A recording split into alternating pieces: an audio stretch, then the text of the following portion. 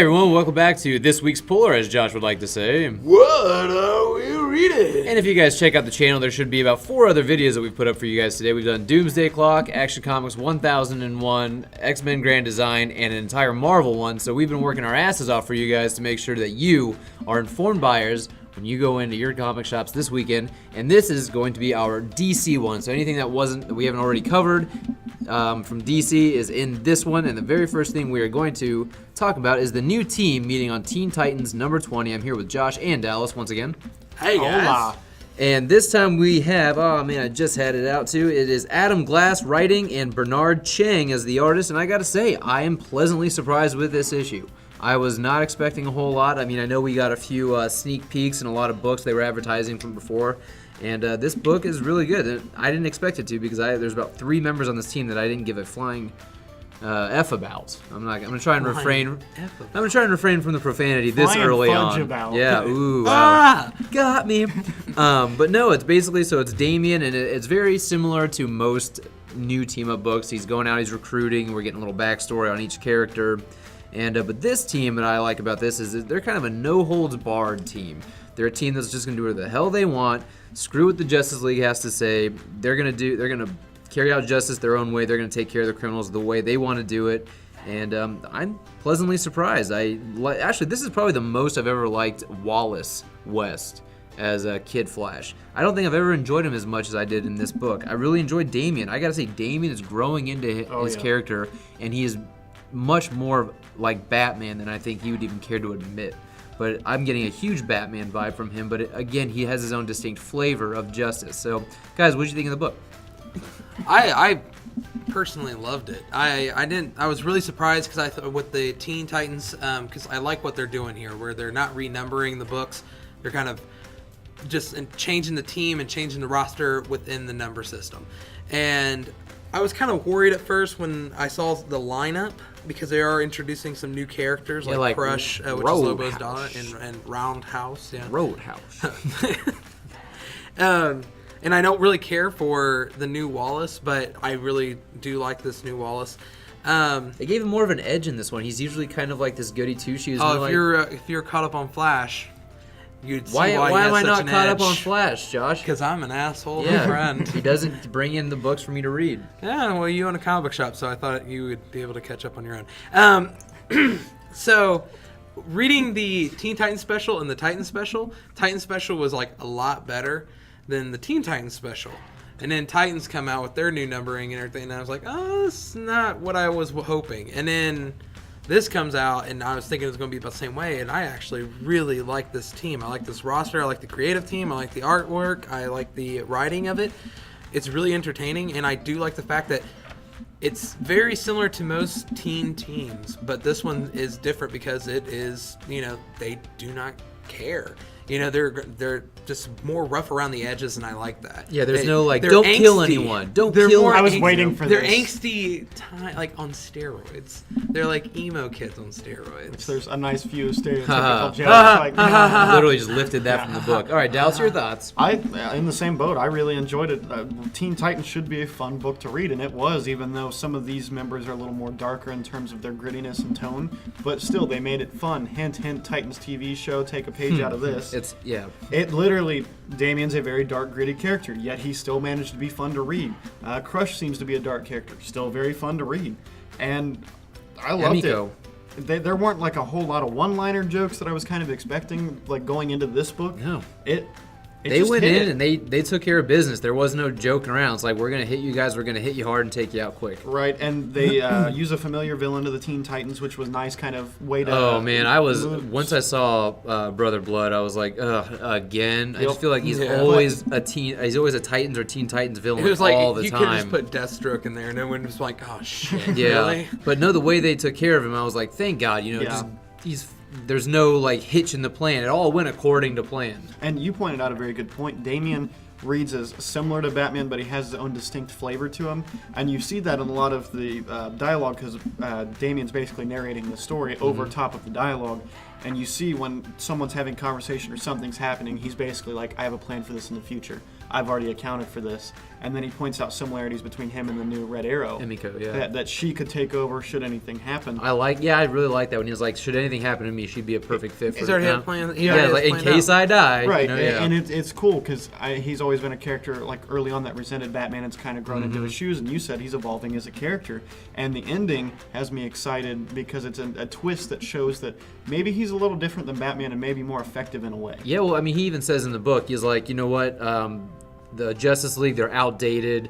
We have to evolve with the world because there is no more right and wrong, black and white. Right. You know, and so they have failed to evolve. Actually, it's something we talked about on our podcast or the podcast yesterday. But so we're going to, and this is like a new brand of vigilantism and new brand of justice, and I really dig it. I'm like, thank God, someone out there's got a fucking pair of balls. That's how it feels, you know. Yeah, and Damian Wayne has definitely grown over the past year with Super Sons and his story for the horrendous thing that is the Batman wedding. Yeah. Wedding with the air quotes. The only real good thing that came out of it was the what was it? The Ra's al Ghul versus Robin prelude to the wedding, which I know if you guys listen back on a few pod episodes, you could hear my review on it. It was really good, and it was all good because of Damian. And it's just really cool to see, this is where he resented Batman, and now he's getting to this point where he's kind of like, you know, it's more like as if he just wants the mantle. You know, he just wants what Batman he thinks is supposed to stand for, and that's pretty cool. Yeah. So I have a question then. Since you both sound like you enjoy it, what would you guys rate this? Yeah, I was actually going to unveil our new rating system for this episode. I'm going to give it a solid 3.5 view tubes. Oh, really? I'm going to give it 3.75 YouTubes. I'm honestly right there with you, Josh. I had a lot of fun reading it. Yeah, it was a good read. All right, guys, So- we're going to move on to Dallas. Justice League Dark #1. First, when this was announced, I was kind of worried because there was, on the cover from what we saw, there was no Deadman, no John Constantine, and I got into reading it because I was like, you know what? I'm excited still. I'll read it. So basically, you get this Who's the art backstory. team? Oh, thank you. Let me find that. James Tynion and Thank you. Alvaro Bueno. I got you. Thank you. So you start off with Zatanna. She's given a little backstory and the art of magic, what magic is, why she's using it, and a little backstory on her and her father. And out of nowhere, a magic trick goes wrong. These tendrils, tentacle, weird-looking, demonistic, teeth-looking things come out, and so does Wonder Woman. Out of nowhere, she's questioning it, and Wonder Woman's basically like, hey, while they're fighting, she's like, why haven't you returned my calls? I'm trying to get you on my team. And this book, honestly, is kind of in keeping with Titans and Teen Titans. She's recruiting a new Justice League Dark to deal with this magic threat that's coming. I will say this, just real quick, that all these books are addressing either No Justice or the events of Metal, Yes. and regardless how I feel about them, I'm glad that it's like, that happened and we're never going to address it again. These are all kind of seem to be the fallout or repercussions of those events. And you get some appearances by characters that I first off wasn't expecting, and it's not a big one, so I'm just going to say Clarion the Witch Boy. I wasn't expecting to see him pop up. You get some old Justice League Dark members, which they kind of, one of them, they address why they're not in the team. And I was like, it kind of feels like a cop-out as to why this person isn't in the team, but I'm at least happy they addressed it as opposed to didn't say anything. You get a little bit of politics, basically, amongst the magic community. Yeah, you get some of Josh and I's favorite characters in this. I'll just say that. Yeah, there's some ones that even if you're a fan of the old Justice League Unlimited series, you're gonna go, oh wow, okay. The one thing that honestly surprised me the most about this book wasn't how much I enjoyed it. It was actually that I didn't dislike Detective Chimp. Yeah, I was really surprised. I liked him a lot. I'm so glad that I'm not the only one. Yeah. I was sitting here reading, I'm like, why do I like I don't want to like Detective Chimp. I liked his. I like the way he hated his little bartender chick. That's hilarious. It's second thought. Get the Justice League Yeah. here. I honestly really enjoyed him, and then they hit me with a few surprise members that I completely forgot were in it, even though they're on the cover, with Kirk Langstrom, which I was not expecting him, and he's one of my favorite Batman villains, and he's never ever used. Well, I mean, if you're gonna say it, might as well say Man-Bat. Yes, Man-Bat, sorry. You get a little bit of backstory on what's actually happening behind the scenes.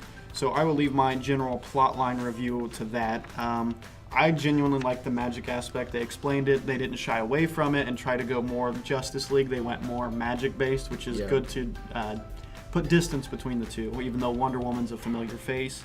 The artwork was beautiful, and they were not afraid to show gore and demonologist signs.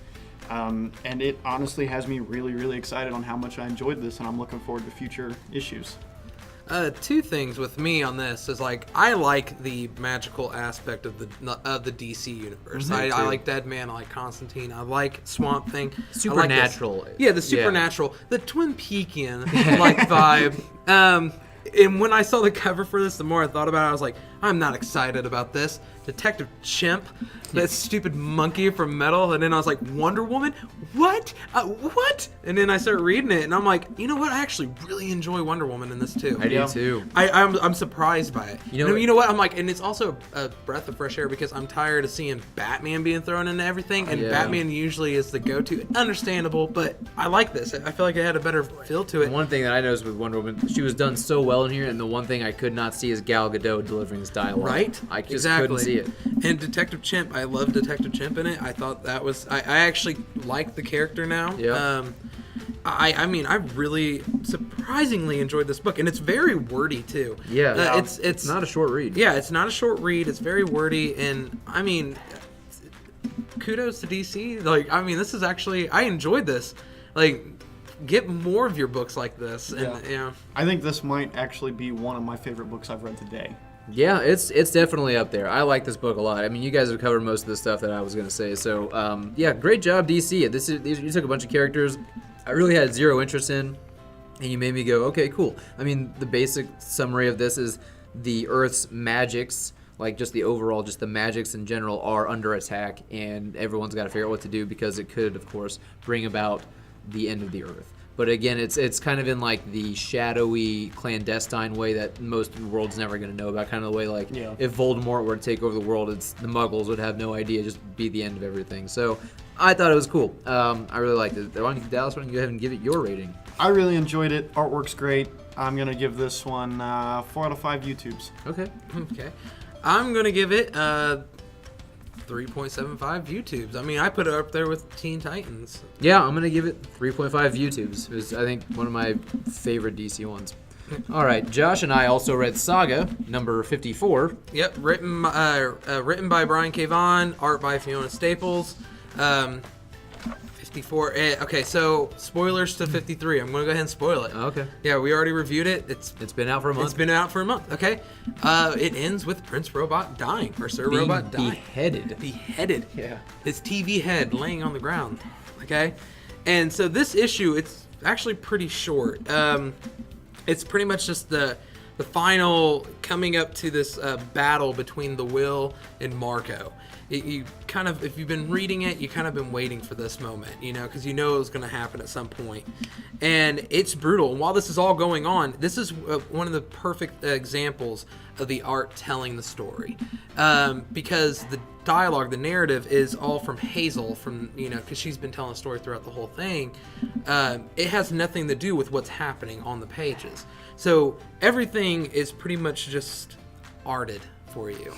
It's another form of arting, if you guys weren't aware. Yeah. Thank you. And you get this cool, I would like to say beautiful little moment of the Will during the fight scene. And you get this, it's just the art that speaks for itself. And in this big... You were trying so hard not to spoil this. You're doing a shit job. I know, I'm trying not to. So basically... But you get to this fight, it's fight happening, and then we're told that this book's not going to continue off for another year. So there's some spoilers in this book, but actually it is a good book. I mean, you've got Hazel narrating the fact. She's like, my dad said that his parents didn't beat him much, and it kind of made me a good child. But it's all kind of hinting at the idea that there's also a sense of weakness there in some of these characters, and Hazel is talking about how, and she's also talking about how when her legacy is not going to be the same as her parents and stuff like that too. So you're right, it is hard to tell the story of this book without giving. It's hard because this book is very short.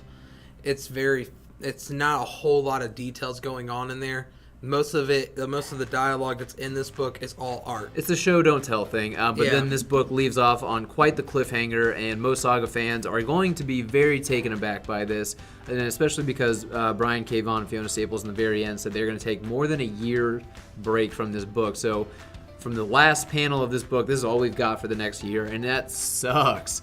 But it's still a good issue. I'd actually really be interested in getting the trade of this and just reading all these issues back to back to back, because we do read so much that I think I'd get the full effect of all this stuff if I were to just read straight through it again. Yeah, But it was weird because for me to read Saga, I read everything within the weekend, and then once I caught up, then 53 came out, and this is the first time I actually had to read it where I had to wait the time period.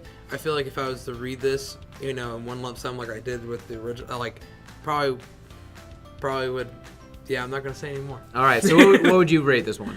I'll give it 3 view tubes. I'm right there with you. I give it 3 ViewTubes. view tubes just because I have to wait over a year to find out. All right, so I'm going to go on to Aquaman then. Aquaman number 38 by Dan Abnett and Federici. Man, Federici is killing the art in this book. And this is basically the culmination of everything that's been leading up with Kormrath. He's been the king of Atlantis. He's got the demon, the abyssal demon inside of him.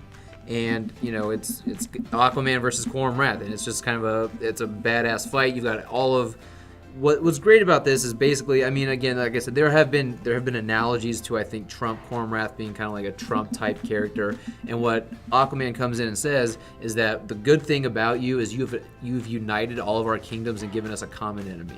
So I can kind of see the commentary there. And when they finally take him down, they beat him into this poor shivering of a man, like just a shell of his former self, and he's pathetic afterwards, to the point where Aquaman doesn't even want to kill him. He's just like, go live in disgrace. So it was a really good book. Again, the art is just fan-fucking-tastic. But then the one thing that this book really did that pissed me off, I mean, they did a great job with Mira, but what pissed me off is that they make a reference to the Dark Knight's Metal. And it's like, give me a fucking break. When all this stuff was going down, when did Arthur have the time to go and do all the events of Dark Knight's Metal? So it's like, it happened, but where the hell in the timeline could it have possibly happened? And he made a wish during Dark Knight's Metal.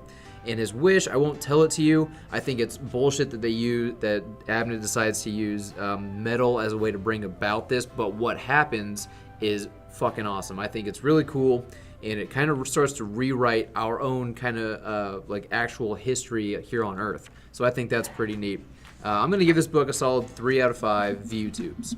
Really been loving that Aquaman I love series. this Aquaman series, man. All right, so I am moving on to Hellblazer number 24, the final issue of this Rebirth series. The team on this is Tim Seeley, David Fabry, and Christian Dalla Vici, if I'm saying those correctly. I have not caught up on the Rebirth series. There's still quite a few issues I need to get so I can read through them, but it is the finale of a current arc. Basically, we see Constantine fighting a possessed, I forget her name at the moment, Margaret Ames. This is his past girlfriend. She is currently possessed, and Huntress is passed out, so they've been working together. And I mean, it's classic John Constantine at his best. He basically, even though everything looks to be against him, he's a conniving bastard and has a plan that's going to screw someone over. And so basically he has this serum, which I did like that they kind of pointed this out. He just happened to pull this serum out of his ass. And then all of a sudden he's like, well, I did just happen to luck into this dude last night that is a vampire. That's how I got that. They point out that how cheesy it is. He just pulled this out of his ass. So I like that they at least acknowledged that it's goofy. Just as John Constantine can get situation, it just keeps getting worse, but then out of nowhere, he pulls out another thing out of his ass and it saves him in this situation. So not a lot in terms of talking points happens in this book. It's just a lot of just true John Constantine, just being a bastard with a backup plan. I enjoyed it for the final issue. It makes me excited to go back and read the Rebirth series. I'm going to give this one 2.75 view tubes. All right, and Josh? I read The Flash 51. It's the aftermath of Flash Wars. It's written by Williamson. Art is done by Collins. One thing I first got to start off with is I miss Francis Manipool on this. I mean, the artwork's not bad. It's just I miss Francis Manipool. Yeah, one thing I've been noticing about Flash is the interiors just don't live up to the New 52. No, it doesn't. But this whole book is kind of narrated by Iris. It's pretty much just they're talking about Wally. He is upset about the outcome of the Flash Wars. I can't say too much because I don't want to ruin it for you, Jake, so I'm sorry. So he's upset about that, and he's just continuously running. And so her and Barry are worried. And this whole book just pretty much sums up everything, how people and how Iris and how Barry views Wally, and also the outcome of how it's going to be affecting Barry. And the one thing that you get from this book is you just go, if you get done reading this book and you don't say that Wally is, like, you have either it's a tie between Barry and Wally, or Wally's not your favorite Flash. And I'm talking about old Wally. I'm talking about Wally number 1. Wallace. Yeah, not Wallace. But if you come out of reading this and you still don't think that way, then you're wrong. I mean, well, it's the truth. Like, the one thing that's great about this Flash series, like the past few issues, has just been really accenting on why Wally is is better than Barry at times. It's really hard for me. It's a very tough time. They're both great. Yeah. With that being said, it ends on this big kind of twist, leading into the heroes in crisis. Oh yeah, the one that we're all just holding our breath for. I'm kind of excited about it. Yeah. Now, I'm going to give it 3.5 view tubes. All right, and the last issue I read for this video is Hal Jordan, The Green Lantern Corps, number 49. So if you guys have been reading this book by Venditti and Sandoval, both of these guys are just at the top of their game with this book. I'm so happy about it. But so what's going on here is that John Stewart has a two-pronged attack planned against the Dark Stars. He's got Hal and Hector Hammond who are going to go take out the controllers who link all the Dark Stars telepathically to each other, which makes them a more efficient fighting unit. And then you've got Guy Gardner, Kyle Rayner, Orion, and Zod all teamed up to fight the other Dark Stars. So when Hal can dismantle the controllers in their telepathic mind control basically of the Dark Stars that allows them to fight as like a hive, then you have the full frontal assault on the two. And so that's basically what this book is all about, is getting them to that point. Then you got guys like Arkillo and these guys all fighting with them as well. And then so what's doing is, like, I think the next issue might be the last issue, and it's just going to be a bare knuckle knockdown, drag out fight between the Dark Stars and the Green Lanterns and then everybody else. So this was a badass issue, but like as a single issue, it's not great. But again, as a whole, where it fits into the rest of the story arc, the story arc's been a lot of fun to read. Maybe not as good as the first 2 or 3 arcs of this series, but still a lot of fun. I'm going to give this one 2.75 YouTubes. All right, moving on to the last one I read, which is Batman Beyond number 22. Continuation, it's part 3 of the storyline Target Batman. The team on this is Dan Jurgens, Will Conrad, and David Barron. The front cover, first off, it basically tells you there's this all-new Scarecrow. I love the cover, but it kind of ruins a twist at the end of the story. But the cover it's just a straight up, it looks almost out of Nightmare on Elm Street Dream Warriors, the scene where he's controlling the dude off the pillar of the mental hospital. That's what it looks like to me. Basically, Adeline, one of the news reporters, is missing. And the Jack Ryder, I believe it is, he's looking for her. He doesn't know where she is. And then we go right back into where Batman 21 left off, or Batman Beyond 21 left off, where Terry is fighting a riot of Jokers and civilians and Barbara Gordon and everybody coming at him. And you're going through, and it looks like he doesn't want to hurt anybody, so he's just staying around. Get a nice twist that Josh has been waiting for, and I absolutely love how it looks. And we get a reappearance of a few DC characters, and basically it comes to Matt coming in to try and help Terry fight off the crowd and get out of there, only to be told that all the citizens are under the control of this new Scarecrow, and he or she, I'm not going to reveal that, is causing fear and mass panic to attack and kill Batman. I've not been shy to admit this. I absolutely love this Rebirth series. It literally feels something straight out of the TV show. I've loved every episode. I'm going to give this one 3 view tubes. All right, guys. Well, I think that is all we've got for you for the DC segment. If you guys want to check out the rest of the channel, today we have uploaded a lot of videos for you guys to check out. Lots of different issues have been covered this week. We hope that you like what we had to say. You can comment below, let us know what you thought about any of these issues, or if you're excited to read any of these.